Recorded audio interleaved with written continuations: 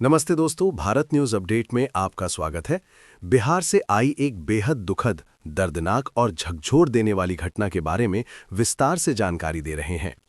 ये खबर बिहार के नालंदा जिले से सामने आई है, जहां एक धार्मिक स्थल पर श्रद्धालुओं की भीड़ के बीच अचानक मची भगदड़ ने कई जिंदगियों को छीन लिया।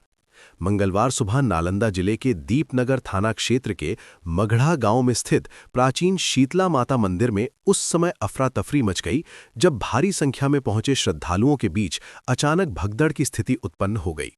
इस दर्दनाक हादसे में कम से कम 8 महिलाओं की मौत हो गई है, जबकि कई अन्य श्रद्धालु गंभीर रूप से घायल हो गए हैं। घायलों को तत्काल नजदीकी अस्पतालों में भर्ती कराया गया है, जहां कुछ की हालत नाजुक बनी हुई है। जानकारी के अनुसार शीतला माता मंदिर क्षेत्र का एक अत्यंत प्रसिद्ध और आस्था का केंद्र है। खासकर मंगलवार के दिन यहां श्रद्धालुओं की भारी भीड़ उमड़ती है, क्योंकि इस दिन को माता की पूजा के लिए विशेष रूप से शुभ माना जाता है। आज भी सुबह से ही मंदिर परिसर में बड़ी संख्या में लोग दर्शन और पूजा अर्चना के लिए पहुंचे थे। देखते ही देखते मंदिर परिसर खचाखच भर गया और भीड़ नियंत्रण की व्यवस्था कमजोर पड़ने लगी। प्रत्यक्षदर्शियों के अनुसार सुबह के समय जैसे जैसे भीड़ बढ़ती गई, मंदिर परिसर में धक्का मुक्की शुरू हो गई। इसी दौरान अचानक किसी कारणवश अफरा तफरी का माहौल बन गया और लोग इधर उधर भागने लगे। कुछ लोग संतुलन खोकर गिर पड़े और पीछे से आ रही भीड़ ने उन्हें कुचल दिया, जिससे ये भयावह भगदड़ की स्थिति उत्पन्न हो गई।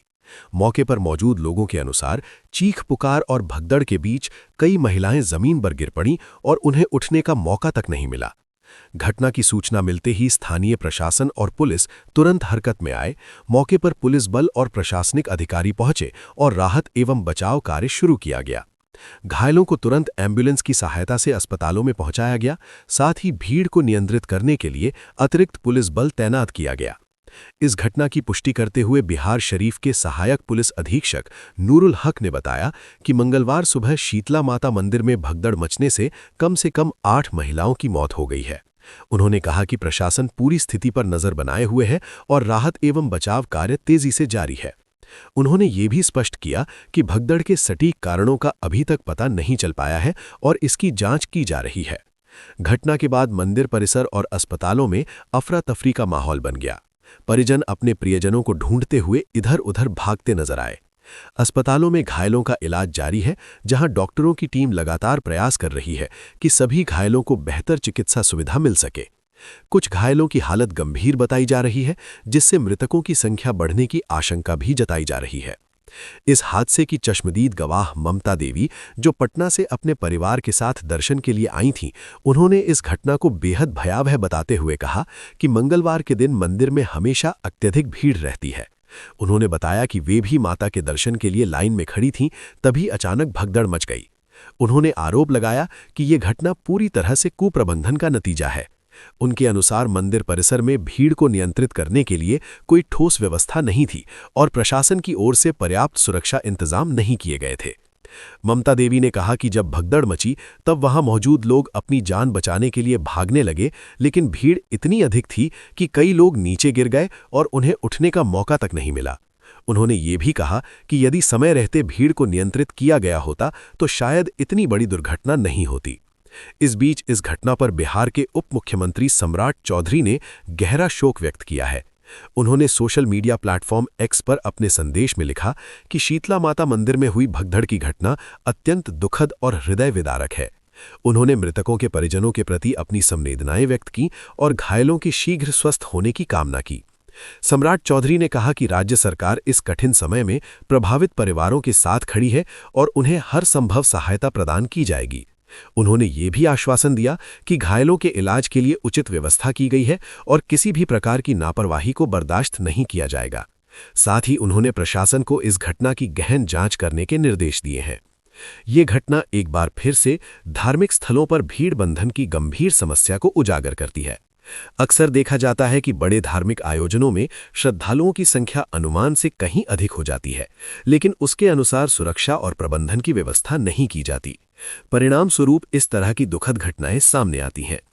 विशेषज्ञों का मानना है कि ऐसे आयोजनों में भीड़ को नियंत्रित करने के लिए पहले से विस्तृत योजना बनानी चाहिए। पर्याप्त संख्या में पुलिस बल की तैनाती, बैरिकेडिंग, प्रवेश और निकास के अलग-अलग मार्ग और आपातकालीन चिकित्सा सुविधाओं की उपलब्धता बेहद जरूरी होती है। साथ ही भीड़ को नियंत्रित करने के लिए प्रशिक्षित स्वयंसेवकों की भी आवश्यकता होती है। इसके अलावा श्रद्धालुओं को भी सतर्क रहने और प्रशासन के निर्देशों का पालन करने की आवश्यकता होती है। किसी भी प्रकार की अफवाह या घबराहट की स्थिति में संयम बनाए रखना बेहद जरूरी होता है ताकि भगदड़ जैसी स्थिति से बचा जा सके। फिलहाल प्रशासन इस पूरे मामले की जांच में जुटा हुआ है और ये पता लगाने की कोशिश की जा रही है कि आखिर ये भगदड़ किन परिस्थितियों में मची। क्या ये केवल भीड़ अधिक होने के कारण हुआ या इसके पीछे कोई अन्य कारण भी था, इसकी जांच की जा रही है। अधिकारियों का कहना है कि जांच के बाद दोषियों के खिलाफ सख्त कार्यवाही की जाएगी। इस घटना के बाद पूरे इलाके में शोक की लहर दौड़ गई है। मृतकों के परिजनों का रो रो कर बुरा हाल है।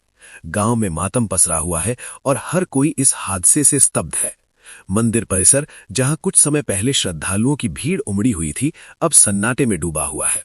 स्थानीय लोगों का कहना है कि मंदिर में पहले भी भीड़ होती रही है, लेकिन इस तरह की घटना पहले कभी नहीं हुई। उनका मानना है कि यदि इस बार उचित प्रबंधन होता तो इस हादसे को टाला जा सकता था। सरकार की ओर से राहत और मुआवजे की घोषणा की संभावना जताई जा रही है, हालांकि अभी तक आधिकारिक रूप से इसकी पुष्टि नहीं हुई है। प्रशासन का कहना है कि प्राथमिकता घायलों के इलाज और स्थिति को सामान्य बनाने की है।